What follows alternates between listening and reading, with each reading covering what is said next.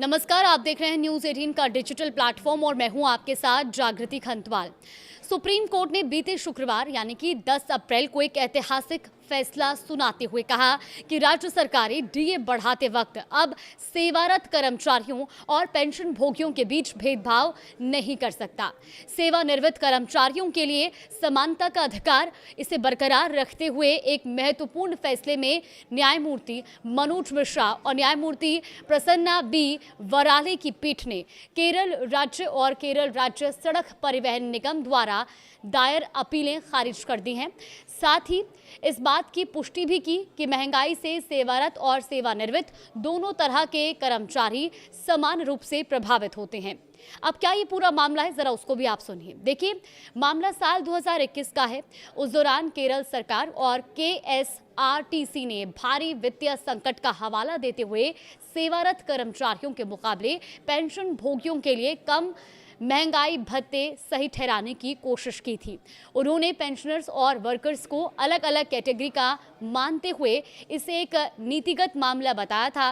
उस दौरान कर्मचारियों को 14% डीए और पेंशनर्स को 11% डीआर दिया गया था।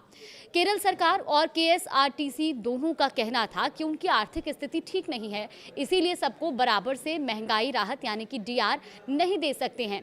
अब इस पर कोर्ट ने क्या कहा? सुप्रीम कोर्ट ने केरल सरकार और केएसआरटीसी की दलीलों को पूरी तरह से खारिज करते हुए कहा कि वित्तीय बाधाएं संवैधानिक अधिकारों के उल्लंघन का आधार नहीं हो सकते। उनके बीच भेदभाव करना संविधान के अनुच्छेद 14 यानी कि समानता के अधिकार का सीधा उल्लंघन है। कोर्ट ने यह भी कहा कि पेंशन भोगियों और सेवारत कर्मचारी दोनों ही एक समान रूप से महंगाई का सामना करते हैं। सुप्रीम कोर्ट ने केरल हाई कोर्ट के उस फैसले को सही ठहराया जिसमें केएसआरटीसी को पेंशनर्स को भी उसी समान दर से महंगाई राहत देने का निर्देश दिया गया था जो सेवारत कर्मचारियों को दी जा रही है। कोर्ट के इस फैसले से केरल के हजारों सेवानिवृत्त कर्मचारियों को बड़ी राहत मिली है जो लंबे समय से समान महंगाई राहत की मांग कर रहे थे। सुप्रीम कोर्ट के इस फैसले से केएसआरटीसी पर करोड़ों रुपए का अतिरिक्त बोझ पड़ने का अनुमान है क्योंकि अब उसे समान दर से पेंशनर्स को भी डीआर देना होगा।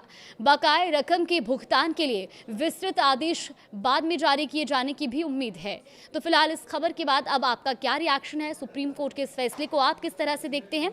हमें कमेंट बॉक्स में अपनी राय जरूर दें।